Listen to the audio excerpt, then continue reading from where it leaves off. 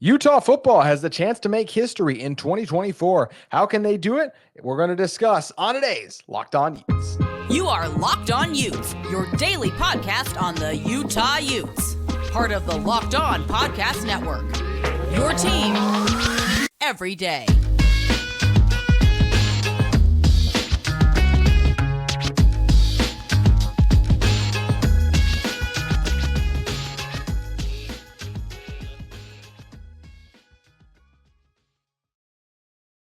Hello, everyone, and thank you for making Locked On Utes your first listen every single day. We are available on all platforms, including YouTube and wherever you may get your podcast. If this is your first time listening to our show, make sure you like and subscribe. Love interacting with all of you in the YouTube comments, as well as on social media, where you can follow our show on X at Locked On Utes. Today's episode of Locked On Utes is brought to you by LinkedIn. These days, every new potential hire can feel like a high-stakes wager for your small business. That's why LinkedIn Jobs helps you find the right people for your team faster and for free. Post your job for free at linkedin.com/lockedoncollege. Terms and conditions do apply. And that promo code is all caps, no spaces, Locked On College.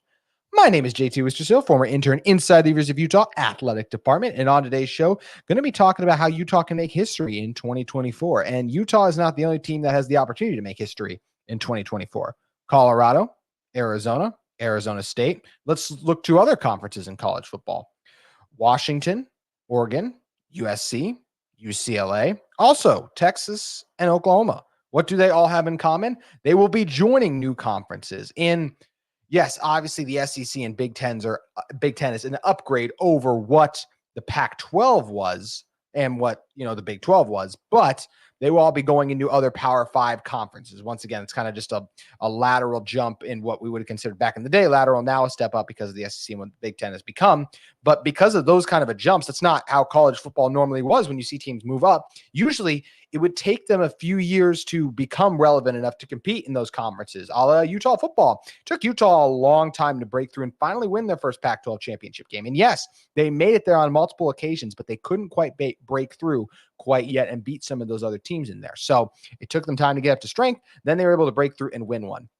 All of those teams I listed, not all of them will have a chance to win their conference next year, right? Like, no offense, Arizona State, we would all be falling over our chairs if somehow you guys won the Big 12. Same thing with UCLA going into the Big 10, and obviously the SEC being just the monster that it is. It's going to be tough for Oklahoma and even Texas too, even though they have coming off a successful season. But Utah has a chance to make history in 2024 because they will be looking to win a Power 4 conference now, their first year in it. That's what they'll have a chance to do in the Big 12. They're the favorite to win it right now. That's just not my opinion, as I talked about on Friday's show in depth, but it's also the opinion of sites like ESPN, The Athletic, various institutions like that. They released their way too early top 25 list. Utah, the highest ranked Big 12 team in a lot of those lists, and for a lot of the reasons that we're going to be discussing here. So the question then becomes, can Utah really make history in 2024? And to me, the answer to that is absolutely yes. They can win the Big 12 in 2024. They can become one of these rare teams. I tried to look it up. I don't think it's happened, at least that I could see, where a team has joined a conference and then won in its first year. You guys can flame me up in the comments section if I'm missing an obvious one, but I did not see it in a move like this as it relates to football. Obviously, there's teams like, Houston's moving in, is in the Big 12 now. Like, they could go on and win the conference in basketball this year, but I'm talking about strictly in football because those teams right now, all the ones that jumped in the Big 12 aren't up to par yet to compete for conference championships in the Big 12. And yes, that includes BYU at the moment, but I'm not even trying to throw any shade. That's just a fact. So why can Utah win the Big 12 in year one? Well, we talked about it a lot on Friday, but I want to dive into some even more specific reasons. The first is definitely the schedule. I mean, last time that Utah had a schedule that looked this easy on paper, and once again, that easy schedule is just not my opinion. 24/7 literally put out a list that had their top 5 easiest schedules. Utah was on it. Kansas, Cincinnati, also on that list as well. But the last time Utah had a schedule that was this easy on paper was 2019, where Utah went 11-1 before losing to Justin Herbert's Oregon team in the Pac-12 championship. In their schedule, they played only one ranked team on the season. It was Arizona State at home, and they beat them pretty soundly. Yeah, they lost to USC in the regular season. Hard to go undefeated. Hence why when I was predicting Utah's schedule last week, I gave them a loss to Colorado. Would I be surprised if Utah lost to Colorado? Yeah. But look at Utah's schedule. Like, would the least surprising loss be Oklahoma State? But I don't like that matchup for Oklahoma State. As I said, that team likes to run the ball. This is the fourth best rushing defense in college football, and pretty much everyone from the front seven is back. Yes, Jonah Ellis is a loss, but from a run defense standpoint, that's where like the drop off to Connor O'Toole, Van Fillinger, Jonah Ellis, that the run defense wise, I don't think there is much of a drop off there. Pass rush wise, yes, they will miss Jonah Ellis, and that's where we'll see if guys can step up. But the run defense for Utah should be phenomenal again next year. That's what Oklahoma State does well. So then speaking of those returners, like this is a Utah team that returns 15 players who have helped them win one of their 2 Pac-12 championships in the last 3 years. No one else in the Big 12 can say that they have that many returners on both sides of the ball that have helped them win a conference championship that recently. They have 7 on offense and they have 8 defensively, and they have 7 guys returning that were key contributors in the front 7. That's huge, including all 3 of their top linebackers and almost all of their defensive line, once again, with the exception of that being Jonah Ellis. Everyone else is back. And another thing that's obviously huge for Utah is that they only have lost 1 true home game since 2018. That was, of course, when Heisman finalist Bo Nix came into Oregon, and they did shred Utah that game. But I also think it's fair to mention Cam Rising didn't play in that game. And this is a Utah team that has not lost at home since 2018, in part because of how Cam Rising's been at home. Caleb Williams came into town. Anthony Richardson and an Oregon team that, yes, I know they did not end the season well, but at the time, earlier that year, they went into Columbus, the Horseshoe, and they won. And they could not do that in Salt Lake. In fact, Utah beat both USC and Oregon 2 times in both those seasons, with those both teams, each time they faced them in the regular season and Pac-12 championship, being top 10 teams in that moment. In games Cam has started, Utah is 19-6 overall. Those wins include a top 10 Oregon and USC, as we just highlighted, an 18th ranked Arizona State team, Oregon State, and Arizona.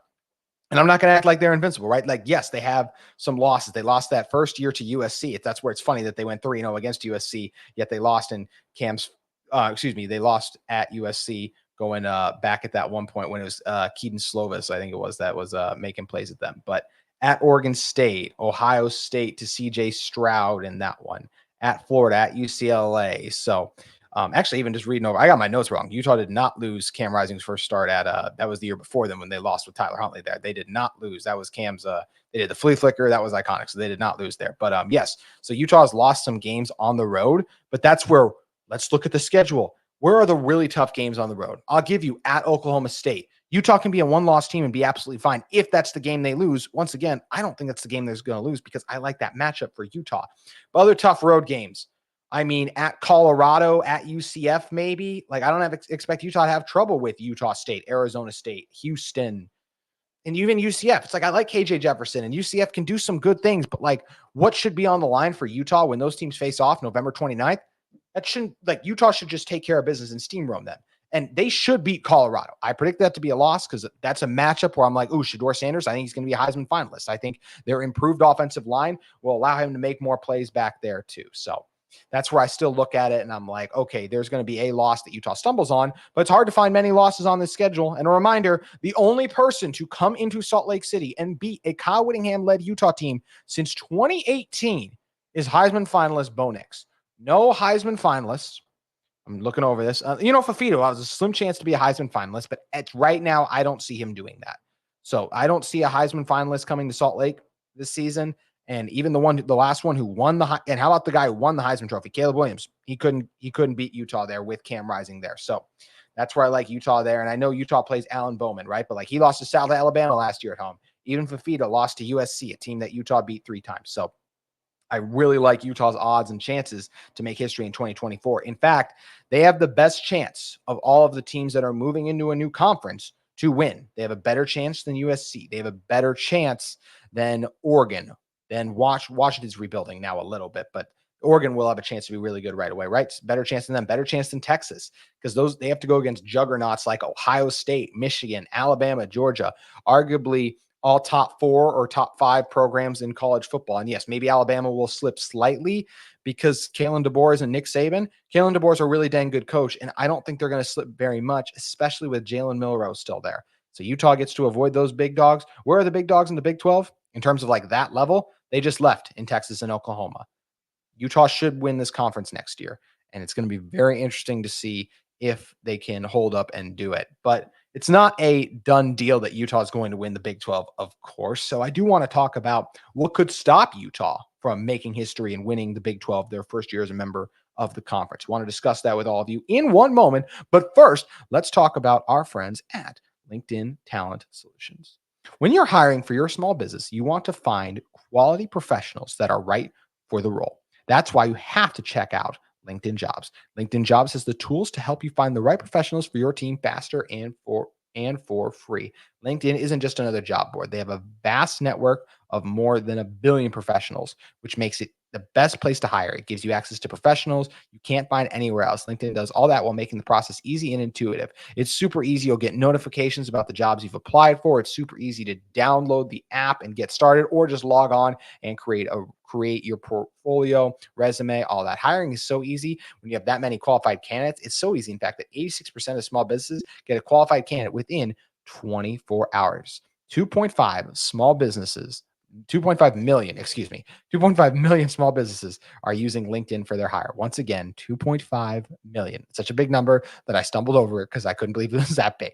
But that's how many. And LinkedIn knows that small businesses are wearing so many hats today that they might have the time and resources to hire. So that's why you have to head over to LinkedIn Talent Solutions. Post your job for free at linkedin.com/lockedoncollege. That's linkedin.com/lockedoncollege, all caps, no spaces, to post your job for free. Terms and conditions do apply. I just gave a ton of reasons for why Utah can, and in my opinion, should win the Big 12 next year.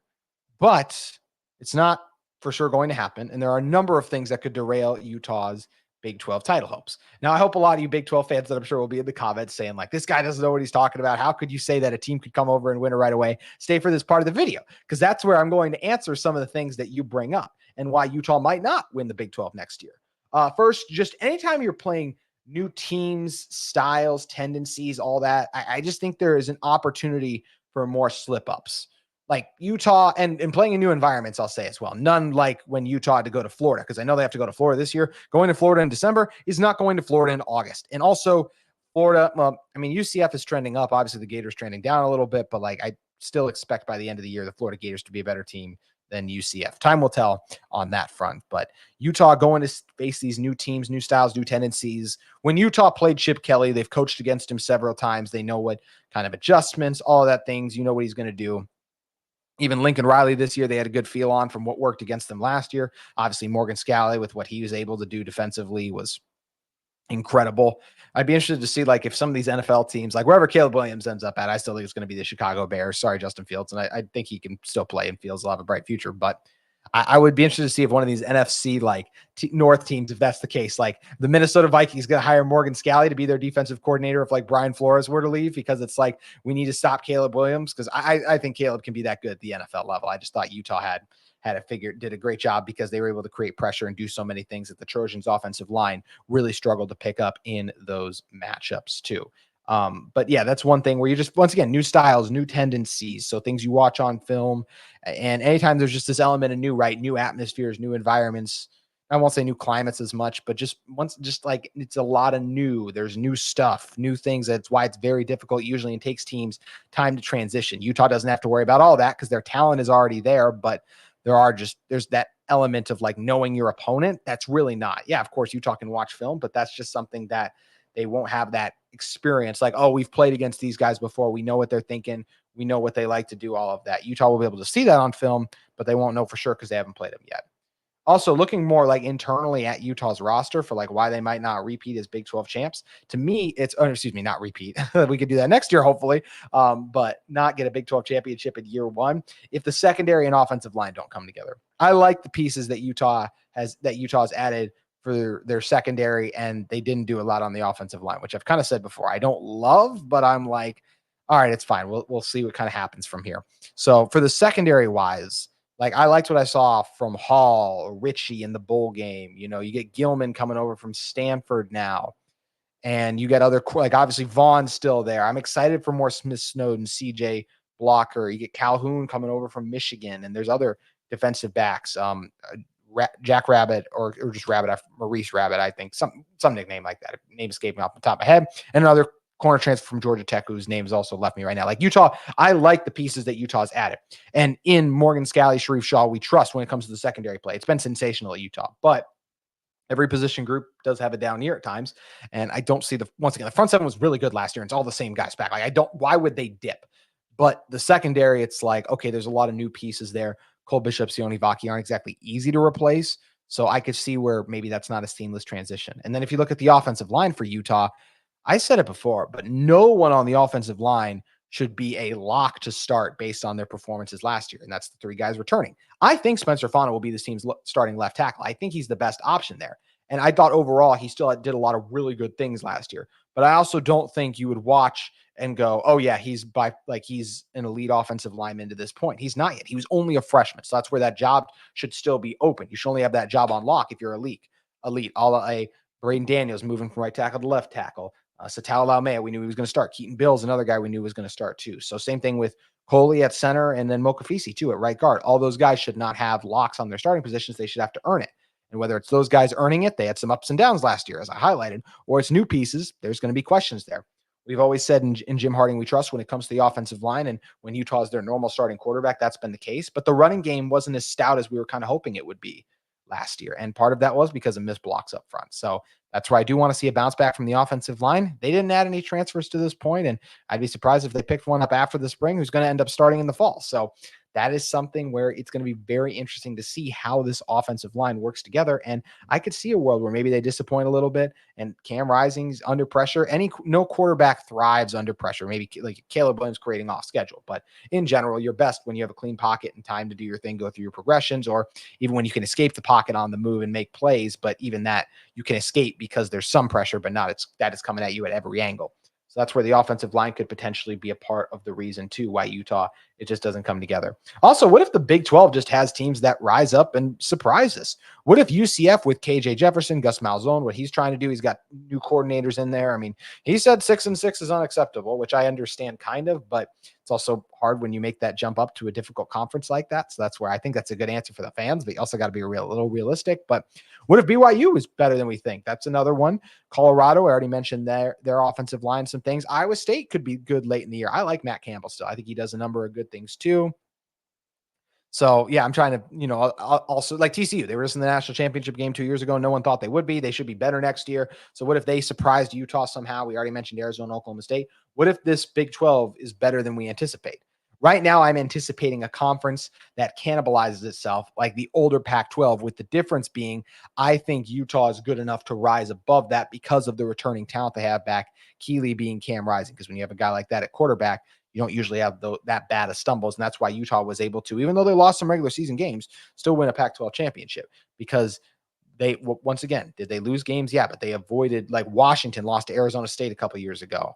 I forget who Oregon lost to, but Utah had actually that was in the North versus I think that was still when they were doing divisions, if I remember correctly, or maybe it wasn't. Either way, but Utah's avoided those like stumbling blocks where a lot of these Big 12 teams have it in the past. And once again, easier schedule this year for Utah. I think they'll be able to, but it'll be interesting to see which teams rise up.